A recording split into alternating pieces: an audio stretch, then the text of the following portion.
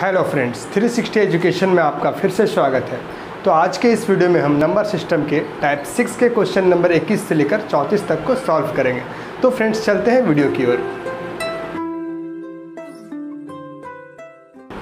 तो friends type 6 का जो 21 नंबर क्वेश्चन है वो इस प्रकार है कि एक व्यक्ति ने अपनी संपत्ति का 1/4 भाग अपनी पुत्री को दिया, 1/2 भाग अपने पुत्रों को दिया और 1/5 भाग दान कर दिया।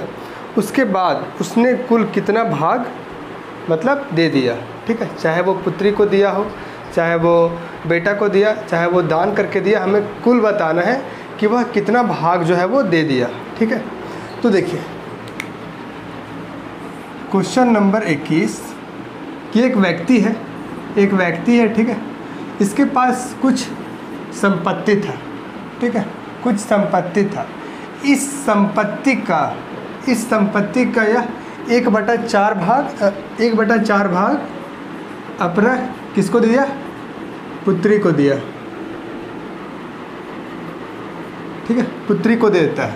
ठीक, अब इसी संपत्ति का 1/2 भाग, आधा भाग ना, 1/2 भाग अपने बेटा को दिया। ठीक है, और इसी संपत्ति का 1/5 भाग क्या करता है? डोनेट कर देता है, दान कर देता है। ठीक है, तो हमें बताना है कि सब कुल मिलाकर वह कितना दे देता है, कितना बांट देता है। तो यहाँ पे अगर हम इस फ्रैक्शन को सबको अगर हम ऐड कर देंगे तो हमें पता चल जाएगा कि वो कितना दान किया। ठीक, तो देखते हैं 1/4 प्लस 1/2 प्लस 1/5। अगर हम इसे ऐड करेंगे फ्रेंड्स तो देखेंगे यहाँ पे कि इनका एलसीएम क्या होता है। तो 4, 2, 5 का जो एलसीएम होगा वो होगा हमारे क्या मिलेगा? 20 मिलेगा। हमारे पास क्या मिलेगा? 20। तो यहाँ पे हो जाएगा 5, यहाँ पे 10 और यहाँ पे 4, मतलब इसे जोड़ेंगे तो हमारे पास आएगा 19/20। मतलब कि अगर आदमी के पास 20 संपत्ति था, तो 20 में से यह कितना बांट दिया? 19 बांट दिया। आदमी के पास 20 संपत्ति था, 20 में से 19 संपत्ति यह बांट दिया। तो एक बात और, अगर 19 संपत्ति बांट दिया, अगर 19 भाग बांट दिया है तो कितना भाग उसके पास बचा है? तो आप बोलेंगे कि 20 में अगर 19 को घटाएंगे तो 1 बचा।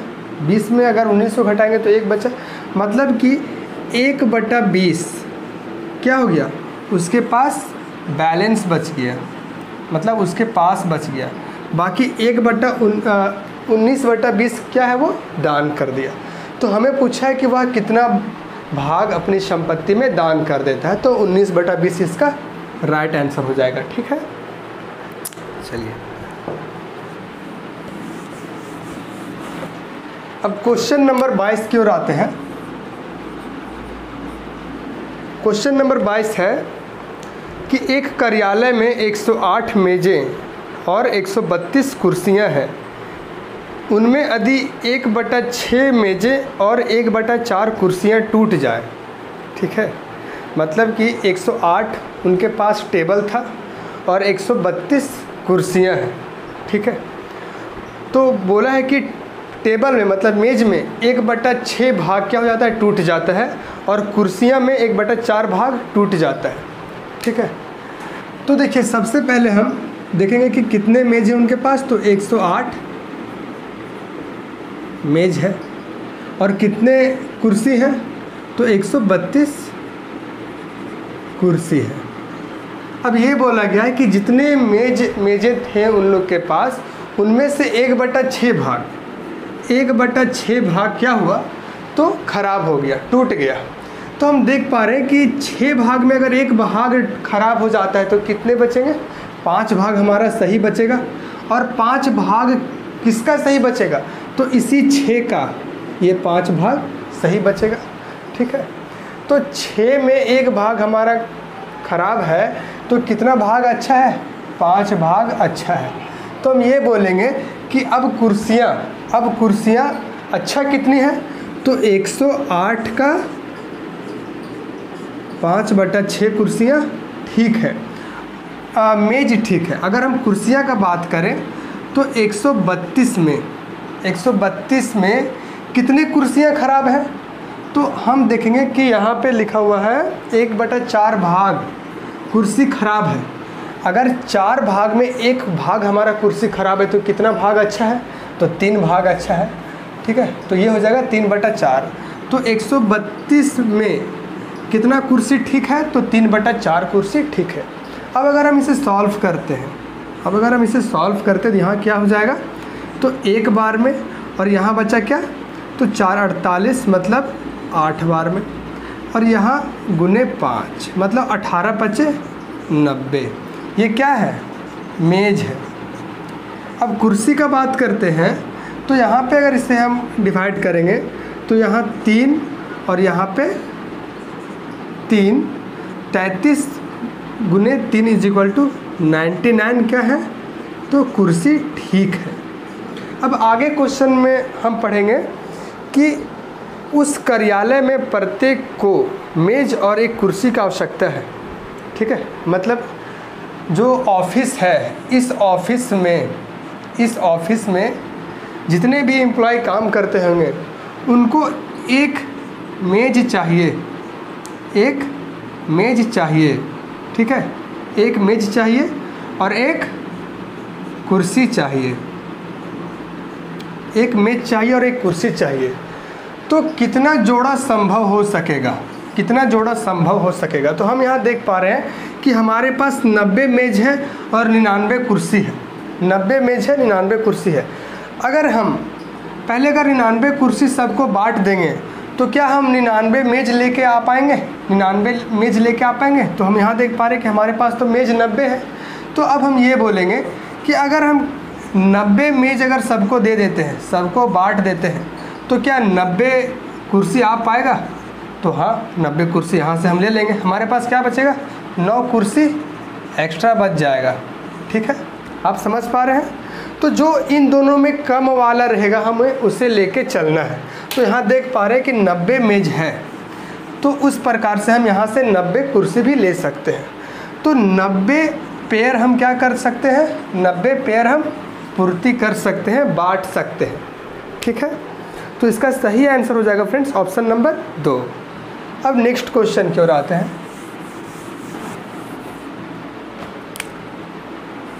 Question number 23। देखिए अच्छा क्वेश्चन है कि ABCD ने 60 रुपये की कीमत का एक उपहार खरीदा, एक प्राइज़ खरीदा, एक गिफ्ट खरीदा, ठीक है। उसके लिए A ने दूसरों की आधी, B ने दूसरों की 1/3 और C ने दूसरों की 1/4 कीमत अदा की। तो उसके बाद D ने कितनी कीमत अदा की होगी? कितना पैसा वो लगाया होगा? जैसे कि क्वेश्चन का कहना है कि 4 दोस्त थे A, B, C और D। चारों ने मिलकर एक कुछ भी गिफ्ट खरीदा, ठीक है। और इस गिफ्ट का प्राइस कितना था? तो इस गिफ्ट का प्राइस था 60 रुपया। इस गिफ्ट का क्या प्राइस था? 60 रुपया। तो चारों ने मिलकर खरीदा है, मतलब A का पैसा लगा, B का पैसा लगा, C का पैसा लगा और D का पैसा लगा। चारों ने मिलाया 60 रुपया मिलाकर एक गिफ्ट खरीदा है। अब क्वेश्चन में आगे ये बोला है कि A जितना पैसा दिया है, ठीक, A जितना पैसा दिया है उतना पैसा, ठीक। या फिर हम इसे ऐसे बोले कि A ने उतना पैसा लगाया है जितना पैसा जितना पैसा B और C और D मिलकर लगाए हैं उसका आधा अकेले कौन दिया है? तो A दिया है। मतलब A उतना पैसा लगाया है जितना इन लोग लगाए हैं उसके आधा, ठीक है। अब आगे क्वेश्चन में देखेंगे कि देखिए अगर हम यहाँ पे इस 2 को हम इधर लेके आते हैं तो 2A = B + C + D हो जाएगा। 2A = B + C + D हो जाएगा। इतना समझ रहे हैं? तो देखिए इस B + C + D का जो मान है वो किसके बराबर है? तो 2A के बराबर है। मतलब कि 2A अगर हम यहाँ रखते हैं तो क्या बन जाएगा, एक ए मतलब a plus B plus C plus D is equal to 60 होता है। इतना का मान अकेले कौन दिया है, जो b plus C plus D है, यह किसके बराबर है, 2a के बराबर है। तो हम यहाँ बोल सकते हैं कि इस a को हम सेम उतारेंगे और इस b c d के बदले हम 2a लिखेंगे तो कोई दिक्कत नहीं है। और ये किसके बराबर, 60 के। मतलब हम ये देखें कि 2a और 2a मिलकर क्या हो गया, 3a इज इक्वल टू 60। तो मतलब a का जो वैल्यू आ गया वो कितना आ गया, तो a का जो वैल्यू आ गया वो आ गया 20। ठीक, तो मतलब a जो पैसा लगाया है वो कितना रुपया लगाया है, 20 रुपया लगाया है। ठीक है, यहाँ तक क्लियर है एकदम। चलिए अब आगे देखते हैं।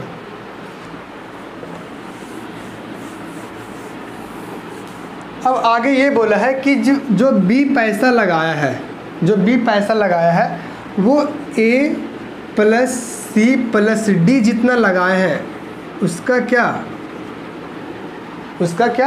तो 1/3 भाग लगाए हैं। मतलब कि अगर a b c d अगर 15 रुपये लगाए होंगे तो इसका 3 से भाग कर देंगे तो क्या आ जाएगा, 5। तो मतलब b 5 रुपया लगाया होगा। कहने का मतलब ये है कि 1/3 भाग लगाया है। ठीक है, तो देखते हैं। तो अगर इस b को हम इधर लेके आते हैं तो ये क्या हो जाएगा, 3b हो जाएगा। मतलब 3b का वैल्यू क्या हो गया, a plus C plus D हो गया। तो हम यहाँ पे क्या करेंगे कि 3b प्लस यहाँ पे हम a c d के बदले लिखें 3b और खुद एक b क्या हो जाएगा, 4b। ये किसके बराबर है, 60 के बराबर है। तो 4b इज इक्वल टू 60। तो b इज इक्वल टू क्या हो गया, इस 4 को 60 से काटेंगे तो हमारे पास आएगा 15। मतलब b कितना रुपया लगाया है, 15 रुपया लगाया है। ठीक है, अब आगे बारी है c का। c का स्टेटमेंट दिया हुआ है कि c उतना पैसा लगाया है, c जो है वो दूसरों का जो c जो लगाया है वह क्या लगाया है, तो a b और d। मतलब c छोड़कर जो भी दूसरे हैं, तो देख पा रहे 3 ही दोस्त हैं इसके जो c को छोड़कर। ठीक है, तो ये सब जितने पैसे लगाए हैं उसका 1/4 भाग c अकेले लगा है। तो यहाँ 4 अगर इधर हो जाएगा तो 4c is equal to a b और d हो जाएगा। तो हम ये बोलेंगे कि a b c plus d is equal to 60 होता है।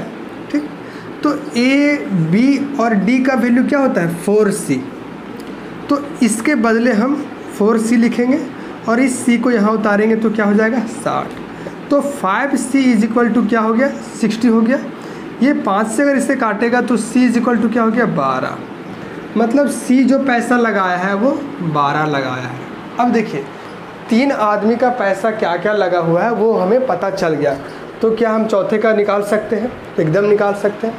जब सभी मिलाकर a plus B plus C plus D मिलाकर 60 रुपया लगाए हैं तो हमें बताना है कि d कितना रुपया लगाया है। तो a का मान क्या है, 20 रुपया, b का मान क्या है, 15 रुपया और c कितना लगाया है, 12 रुपया। ठीक है, तो d कितना लगाया है, तो हम इधर सबको जोड़ देंगे। तो 20 और 15 35, 35 और 12 47, 47 plus d is equal to 60। तो d इज इक्वल टू क्या, इस अगर 47 को 60 में घटाएंगे तो हमें मिलेगा 13। तो 13 हमारा इस क्वेश्चन का राइट आंसर होगा। ठीक है, अब हम नेक्स्ट क्वेश्चन की ओर बढ़ते हैं। अब देखिए क्वेश्चन नंबर 24। क्वेश्चन नंबर 24 है कि एक भिन्न के अंश तथा हर दोनों में 2 जोड़ने से 9/11 बन जाते हैं। कोई एक फ्रैक्शन है, कोई एक भिन्न है जिसमें ऊपर वाले की संख्या में जो कि अंश में अगर हम 2 जोड़ते हैं और हर में भी अगर 2 जोड़ते हैं तो वह जो भिन्न है वो 9/11 बन जाती है।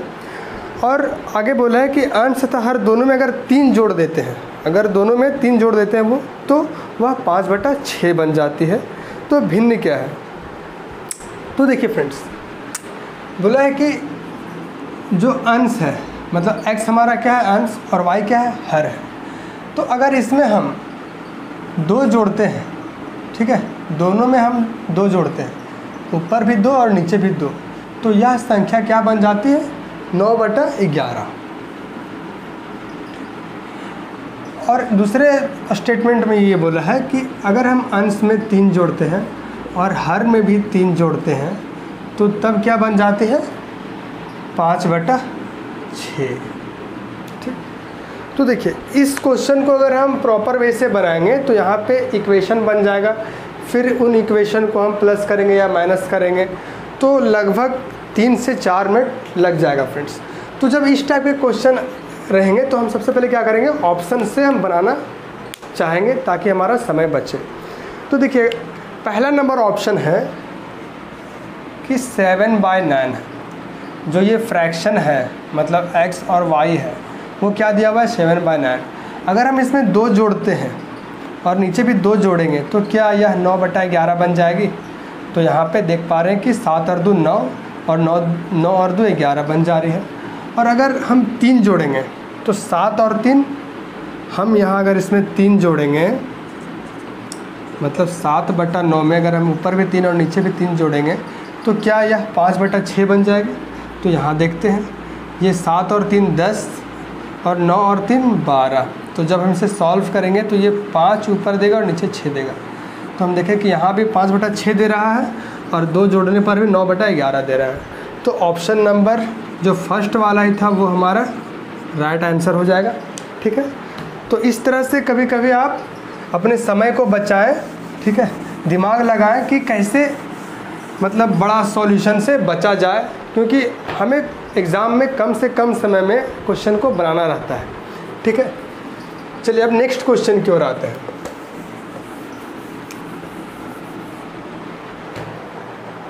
देखिए अब 9th 10th में तो हम लोग पढ़ नहीं रहे हैं कि हमें बहुत डिटेल में बनाना पड़ेगा और डिटेल में बनाएंगे तभी मार्क्स आएगा। हमें तो बस एक सही क्लिक से मतलब है, एक सही बस एक नंबर से मतलब है। ठीक है, ना ही मुझे वहाँ हमें देखा जाता है कि हमने कैसे बनाया है, बस हमें आंसर लाने से मतलब है फ्रेंड्स। ठीक, क्वेश्चन नंबर 25 है कि एक भिन्न का अंश उसके हर से 4 कम है। ठीक है, यदि अंश को 2 से घटा दिया जाए और हर को 1 से बढ़ा दिया जाए तब हर अंश का 8 गुना हो जाता है, तो भिन्न ज्ञात करें।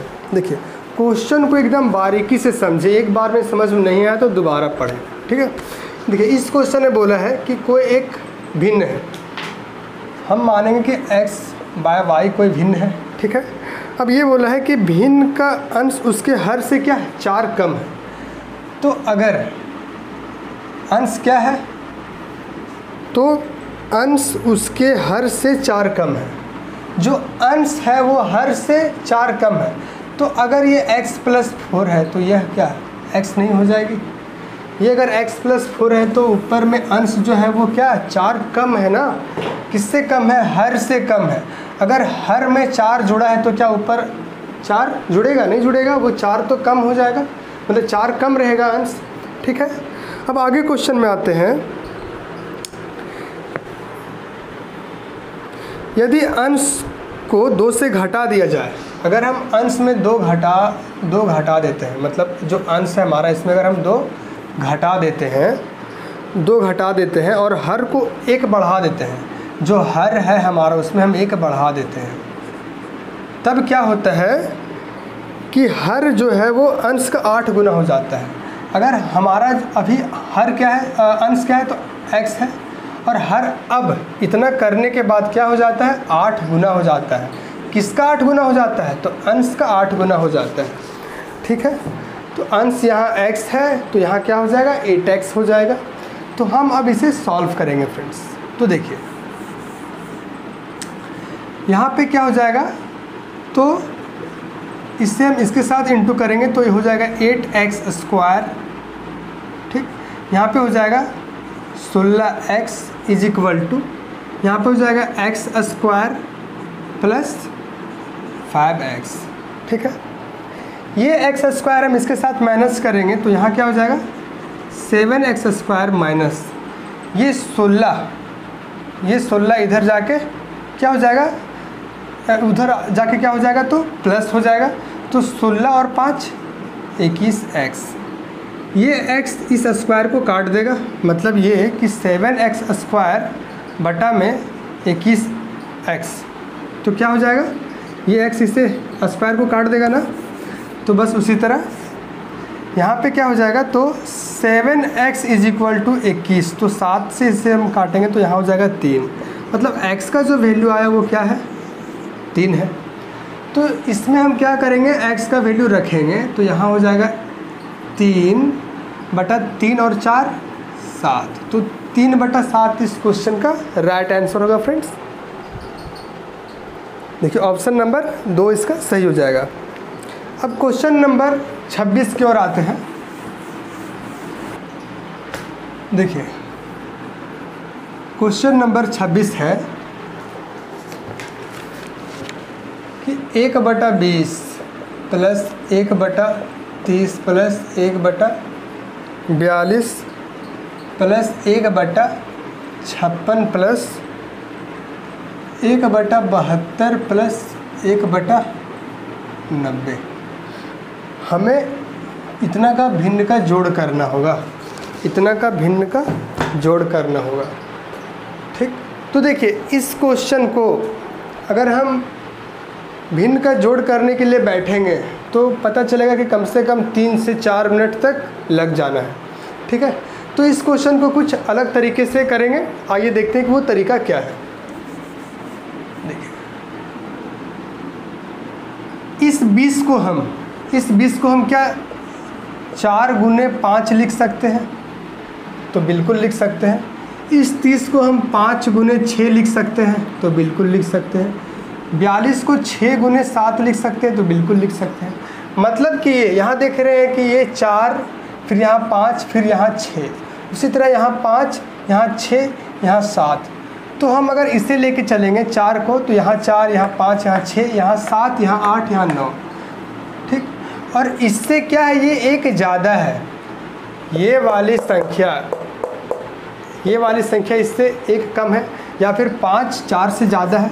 मतलब ये देख पा रहे हैं कि यहाँ और यहाँ का जो डिफरेंस है, इन दोनों का जो डिफरेंस है वो क्या है, 1 का डिफरेंस है। उसी तरह यहाँ भी 1 का डिफरेंस होना चाहिए, तो है यहाँ पे 5 और 6 का डिफरेंस क्या है, 1 है। उसी तरह 6 और 7 का डिफरेंस क्या है, 1 है। तो यहाँ क्या हो जाएगी, 9 गुने 10 हो जाएगी, मतलब 1 का डिफरेंस हो गया। ठीक, तो उसके बाद सबसे पहले हम देखेंगे कि यहाँ पद कितना है, टर्म कितना है। तो 1 2 3 4 5 6, तो उस 6 को हम ऊपर लिखेंगे, उस 6 को ऊपर लिखेंगे। और यहाँ पे सबसे पहले कौन आया है, तो 4, तो 4 को नीचे, गुना में सबसे लास्ट कौन आया है, तो 10, तो 10 को नीचे। अब इसे हम काटेंगे तो ये देख पा रहे हैं 2 बार में और ये 3 बार में, मतलब 3/20 इस क्वेश्चन का राइट आंसर होगा। ठीक है, देखिए इसका एक फार्मूला भी होता है, जैसे कि 1 बाय डिफरेंस, डिफरेंस क्या, इन दोनों का डिफरेंस। ठीक है, याद रखिएगा, by 1 by first term minus 1 by last term. First term क्या, तो ये 4, और लास्ट टर्म क्या, तो ये 10। अगर आप इसे 1 बाय डिफरेंस, डिफरेंस कितना है यहाँ, 1 का है, 4 और 5 का डिफरेंस 1, 5 और 6 का डिफरेंस 1। ठीक, उसी तरह 1 by first term, 1 by first term क्या है, तो 4, माइनस 1 बाय लास्ट टर्म है 1/10। इसे जब आप सॉल्व करेंगे तो 3/20 आएगा। लेकिन क्या यह पॉसिबल है, मतलब कि आप कोई भी फार्मूला अगर याद कर लेते हैं तो क्या वो याद रहता है, और किसी 1-2 को याद रहता भी होगा तो वो भी गारंटी नहीं है कि एग्ज़ाम के समय में वो फार्मूला दिमाग में आ जाए। ठीक है, तो वो पॉसिबल है नहीं है। कितनी तरह की चीज़ों को अपने दिमाग में हम समा के रखें, तो ये पॉसिबल है नहीं। तो हम सबसे पहले क्या करेंगे कि हम कोई ट्रिक्स को याद कर लेंगे। ट्रिक्स को याद नहीं करना है, बस समझना है। जैसे कि मैंने यहाँ क्या किया, सबसे पहले जोड़ा कि कितना टर्म है, तो 1 2 3 4 5 6, तो 6 टर्म है। पहला टर्म क्या है, तो 4, उसके बाद यहाँ पे बीच में गुना, और लास्ट वाला क्या है 10। इसको जब सॉल्व किया तो हमें 3/20 मिला। बस इतना छोटा सा करना है। फार्मूला के आधार पे जाएंगे हम तो समय भी ज़्यादा लग जाएगा, और वो भी गारंटी नहीं है कि फार्मूला हमारे दिमाग में मतलब याद है कि नहीं है। ठीक है फ्रेंड्स, अब हम नेक्स्ट क्वेश्चन की ओर बढ़ते हैं। देखिए 27 नंबर क्वेश्चन है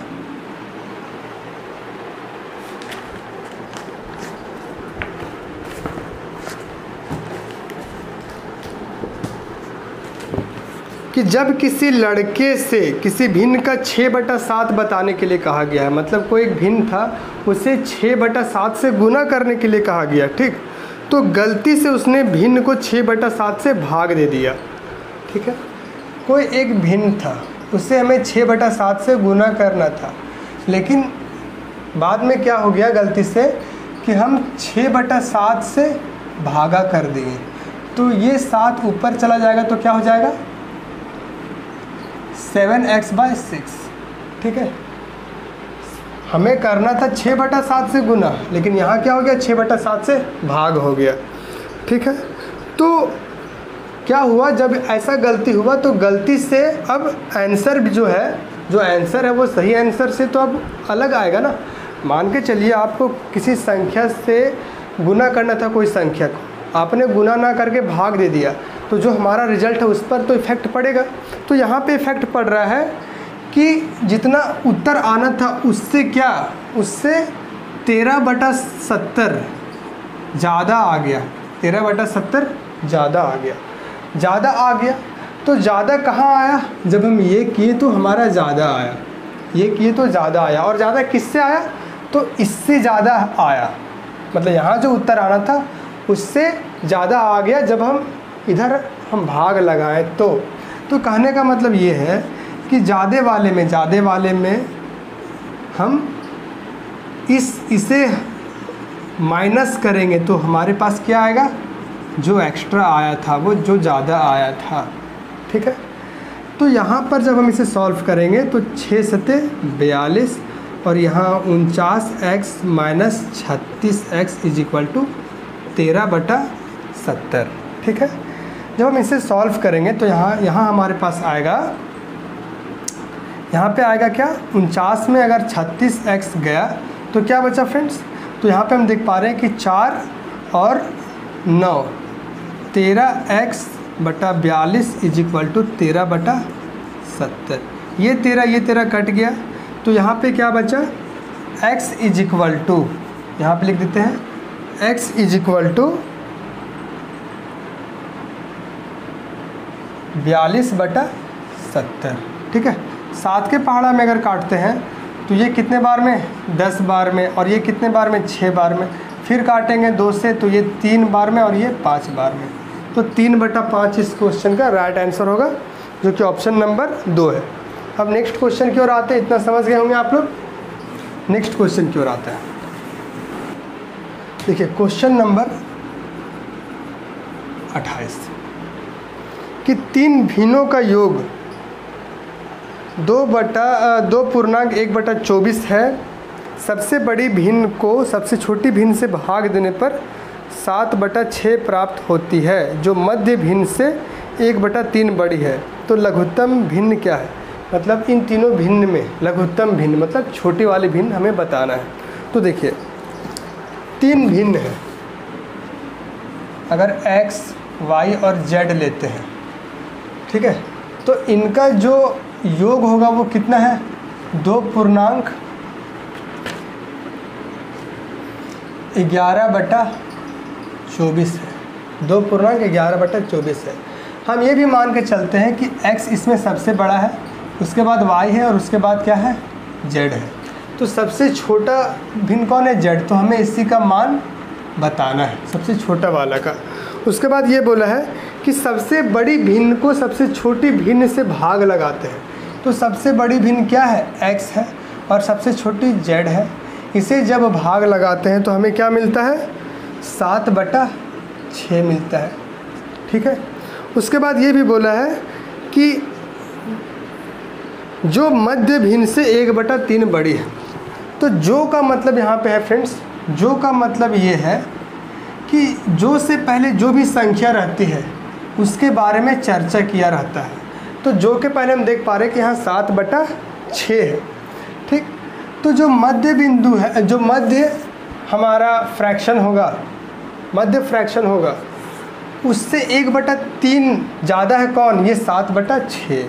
मतलब कि अगर हम y जो कि मध्य है तो उसमें अगर हम 7/6 में अगर 1/3 को हम घटाएंगे, 1/3 को घटाएंगे तो हमारा इसका जो भिन्न होगा वो मिल जाएगा, ठीक है। तो पहले हम y का ही वैल्यू निकाल लेते हैं। तो यहाँ पे क्या होगा फ्रेंड्स, देखिए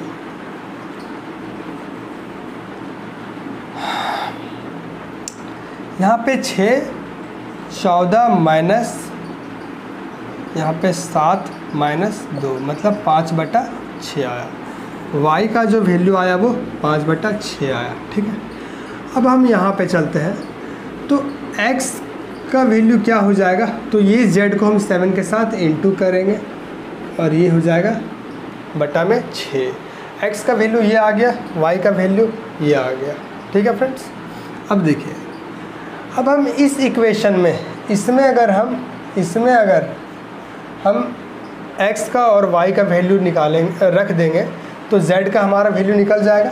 तो x का वैल्यू क्या है, x plus Y plus Z is equal to है 2.11/24। अगर हम इसे तोड़ते हैं तो 24 दूनी 48, 48 और 10 58, 58 और 1 59 बटा में 24। इतना समझ गए हैं। x का वैल्यू क्या है 7z बटा में 6 प्लस y का वैल्यू क्या है 5/6 plus z is equal to 59/24, ठीक है। इतना तक एकदम क्लियर है। अब देखिए इसे अब सॉल्व करना है, ठीक है। तो आज कुछ ज़्यादा ही मतलब कैलकुलेशन हो गया है फ्रेंड्स, तो थोड़ा सा बर्दाश्त करेंगे, ठीक है। कैलकुलेशन इसमें करना ही पड़ेगा, इसमें कोई शॉर्ट ट्रिक्स है नहीं। जहाँ पे शॉर्ट ट्रिक्स है वो मैं शेयर करता हूँ। तो देखिए इसे आपको बनाना ही पड़ेगा, तो चलिए इसे बनाते हैं। तो सबसे पहले हम क्या करेंगे 7z बटा 6 और इस z को इधर ही रखेंगे और इस 5/6 को अगर हम उधर लेके जाते हैं तो 59/24 माइनस 5/6, ठीक। तो यहाँ क्या हो जाएगा, तो 13z is equal to 13z बटा 6 इज इक्वल टू यहाँ पे हो जाएगा 24, 59 माइनस 20, ठीक, जो कि क्या देगा ये 39/24 देगा। तो 13z बटा 6 इज इक्वल टू 39/24। तो 6 चौके 24 और 13 तिया 39। तो z का जो वैल्यू आ गया वो 3/4 आ गया। और z कैसा भिन्न है, तो इन तीनों में सबसे छोटा भिन्न है, सबसे लघुत्तम भिन्न है, जो कि क्या है 3/4 है, ठीक है। तो इसका सही आंसर होगा फ्रेंड्स 3/4। अब नेक्स्ट क्वेश्चन की ओर आते हैं। इतना कैलकुलेशन आप लोग को करना ही पड़ेगा, खास करके इस क्वेश्चन में या इस प्रकार के क्वेश्चन में। सीजीएल का क्वेश्चन है फ्रेंड्स, ठीक है। अब देखिए नेक्स्ट क्वेश्चन है 29 नंबर क्वेश्चन, कि एक स्कूल ग्रुप एक जैसी 3 बसें भाड़े पर लेता है और 4/5 सीट घेरता है, ठीक है। अब आगे ये बोला है कि 1/4 यात्रियों के चले जाने के बाद शेष यात्री केवल 2 बसें इस्तेमाल करते हैं। मतलब जितने यात्री थे उसमें से 1/4 यात्री चले गए, मतलब 4 भाग में 1 भाग चला गया, तो कितना भाग बचा 3 भाग बचा, ठीक है। अभी हमें ये देखना है कि जब 3 भाग बचा है, मतलब 3/4 बचा है, तो क्या होता है कि एक बस चला जाता है, तो कितना बस रहता है 2 बस रहता है, ठीक। तो हमें बताना है कि जो 2 बस बची हैं उसमें से जो यात्री बचे हैं वो कितने सीटों का इस्तेमाल करते हैं, ठीक। कुछ इस प्रकार आप समझें कि देखिए क्वेश्चन है कि एक स्कूल ग्रुप,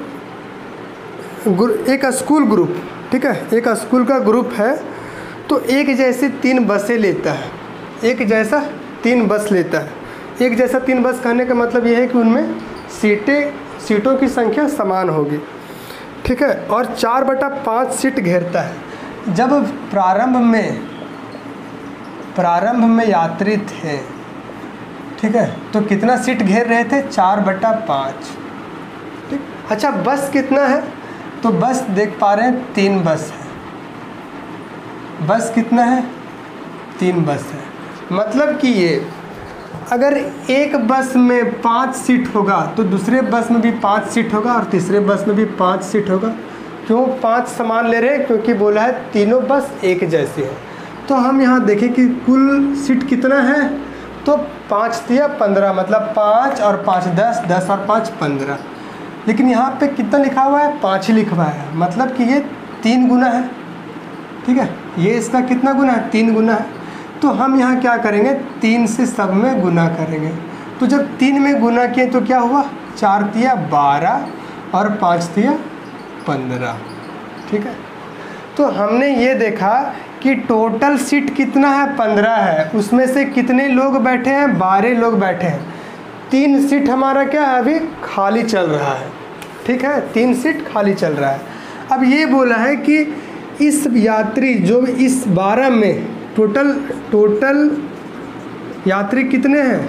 टोटल यात्री 12 है और इस 12 में 1/4 चला गया तो कितना बचा? 1/4 चला गया, मतलब कि 4 भाग है, उसमें 1 भाग हमारा ख़त्म हो गया या चला गया। तो कितना भाग बचा? 1 भाग, 2 भाग, 3 भाग बचा है। तो इस 4 में हमारा 3 भाग है, बचा है। ठीक है, तो इससे हम जब सॉल्व करेंगे तो यहाँ हो जाएगा 3 और 3 दिया 9। ठीक है, तो हम अब देखेंगे कि हमारे पास यात्री कितने हैं? 9 यात्री हैं।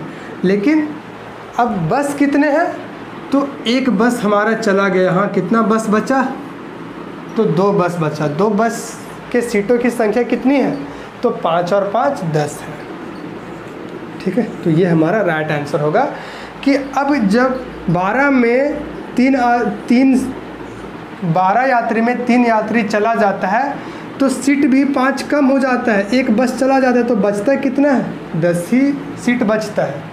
ठीक है, तो उसी प्रकार से यहाँ पे अब यात्री 9 है तो सीट कितना है? 10 है। ठीक, तो 9/10 हमारा सही आंसर होगा इस क्वेश्चन का, जो कि ऑप्शन नंबर 4 है। फ्रेंड्स, इतना समझ गए आप लोग। अब नेक्स्ट क्वेश्चन में आते हैं।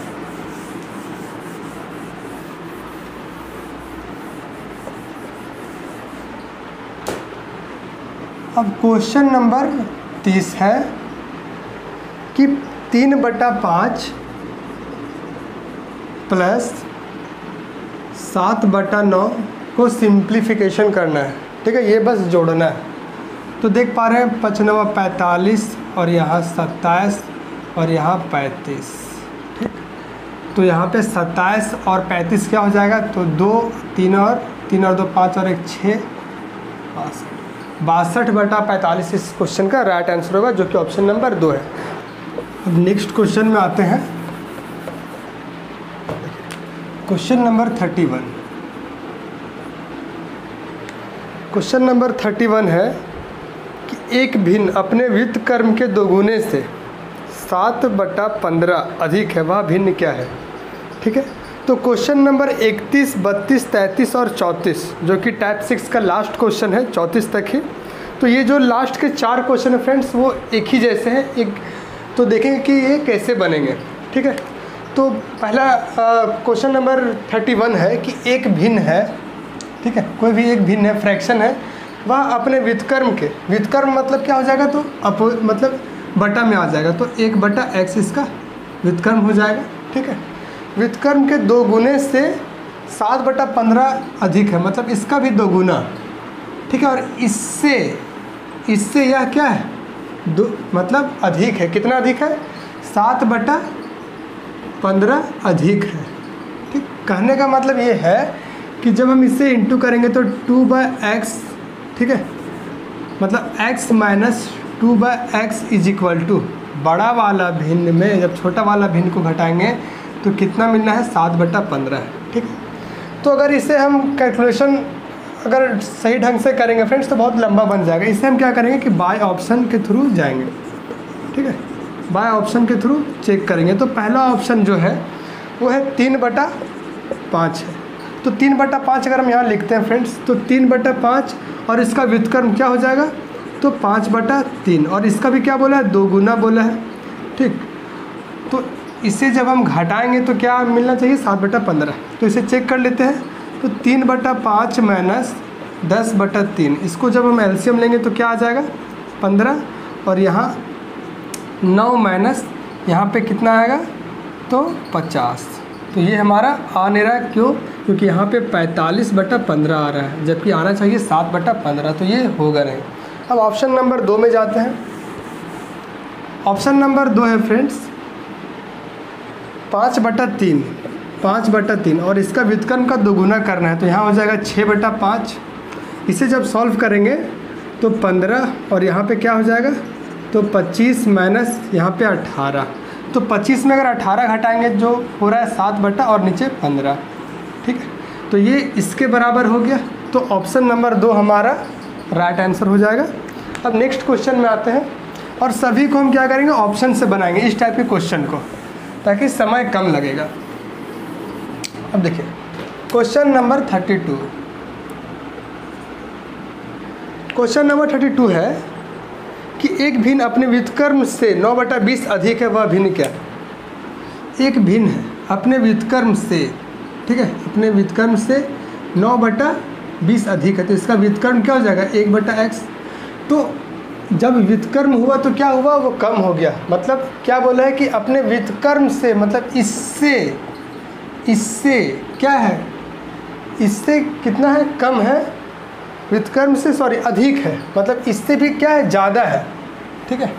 तो मतलब ये कि ये जो वैल्यू है वो कम है, तो ज़्यादा वाले वैल्यू में कम वाले वैल्यू को हम घटाएंगे तो हमारे पास पॉजिटिव रिजल्ट आएगा। तो पॉजिटिव रिजल्ट क्या है 9/20। तो अगर हम ऑप्शन नंबर 1 रखते हैं, ऑप्शन नंबर 1 रखते हैं, तो ऑप्शन नंबर 1 में है 5/4 माइनस इसका व्युत्क्रम तो 4/5। जब इसे सॉल्व करेंगे तो 9/20 क्या आ रहा है, तो यहाँ देख रहे हैं कि 4 और 5 का एलसीएम 20, मतलब ये कुछ हद तक सही है अभी तक। अब यहाँ पे 25 माइनस यहाँ पे क्या हो जाएगा तो 16, ठीक। तो 25 में अगर 16 गया, 25 में 16 गया तो क्या बचा फ्रेंड्स 9/20, ठीक, जो कि इसके बराबर है, इक्वल हो गया। तो ऑप्शन नंबर इसका फर्स्ट सही आंसर हो जाएगा। अब नेक्स्ट क्वेश्चन की ओर आते हैं।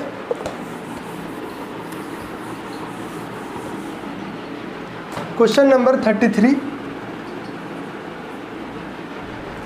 एक भिन्न के दोगुना और उसके व्युत्क्रम का योग 17/6 है। एक भिन्न है, इसका बोला है दोगुना और इसके व्युत्क्रम का योग, इसी भिन्न का व्युत्क्रम ये हो गया, इसका योग कितना होना चाहिए 17/6 होना चाहिए, ठीक है। तो अगर हम ऑप्शन नंबर 1 रखते हैं तो ऑप्शन नंबर 1 में है हमारा 4/3, ठीक। और इसका भी क्या करना है दोगुना करना है, प्लस इसका व्युत्क्रम 4/3 का व्युत्क्रम तो क्या हो जाएगा 3/4 हो जाएगा, ठीक। बदल जाते हैं ऊपर वाला नीचे या नीचे वाला ऊपर, ये होना चाहिए हमारा 17/6। तो देखते हैं क्या आता है, तो यहाँ हो जाएगा 8/3 प्लस 3/4। तो इनका जो एलसीएम होगा वो क्या हो जाएगा तो 12 और यहाँ पे 32 प्लस यहाँ पे 3 और 3 9, मतलब 32 और 9 41/12, जो कि इसके बराबर 17/6 के बराबर नहीं है, ठीक। हाँ, अगर हम 3/4 लेते हैं और इसका दोगुना करेंगे और इसमें प्लस करेंगे इसका 3/4 का व्युत्क्रम तो 4/3।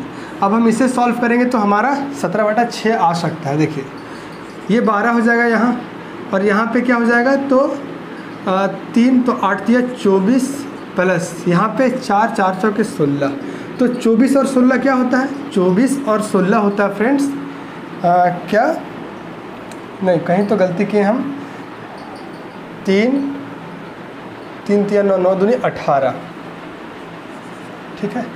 18 और 16 क्या होता है 18 और 16 हो जाएगा 34, 34/12। जब इसे हम सिंपल बनाएंगे तो यहाँ 2 बार में 17 काटेगा और इसे 2 बार में 6 काटेगा, जो कि 17/6 आ गया। तो मतलब कि 3/4 होना चाहिए। तो 3/4 किस ऑप्शन में है, ऑप्शन नंबर 3/4, हाँ ऑप्शन नंबर 3 है फ्रेंड्स इसका सही आंसर, ठीक है। अब नेक्स्ट क्वेश्चन में आते हैं।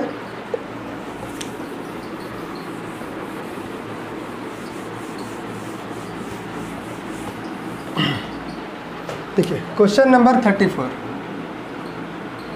क्वेश्चन नंबर 34 है कि एक भिन्न और उस भिन्न के व्युत्क्रम के 4 गुना का योग 13/3 है, तो वह भिन्न क्या है? देखिए एक भिन्न है और इस भिन्न का 4 गुना मतलब 4/x का योग जो होगा वो 13/3 होगा, 13/3 होगा। तो हम सबसे पहले ऑप्शन नंबर 1 ही की ओर जाएंगे। ऑप्शन नंबर 1 क्या है? तो 4/3 है, 4/3 और इसका भी 4 गुना मतलब 4 चौके 16 नहीं, अब इसका व्युत्क्रम के 4 गुना ना, तो 3 चौके 12 और 4। तो इसे जब सॉल्व करेंगे तो यहाँ क्या आ जाएगा? एलसीएम 12, तो यहाँ हो जाएगा 16 और यहाँ हो जाएगा 12 या 36, तो 6 और 6 12, 3 और 1 4, कैरी 1 तो 52 को 12, मतलब इसे जब हम काटेंगे तो यहाँ पे क्या आ जाएगा? तो यहाँ पे 26/6 हो रहा है, फिर काटेंगे तो 3/13 हो रहा है, ठीक है, मतलब 13/3 हो रहा है, ठीक। तो ऑप्शन नंबर 1 इसका राइट आंसर हो जाएगा, ठीक है फ्रेंड्स। अब आगे क्वेश्चन, हाँ 34 नंबर तक ही था। तो फ्रेंड्स मिलते हैं हम अगले वीडियो में, ठीक। अगले वीडियो में हम टाइप 7 को डील करेंगे, तो टाइप 7 को क्वेश्चन नंबर 1 से लेकर 10 तक। तो मिलते हैं अगले वीडियो में, तब तक के लिए धन्यवाद।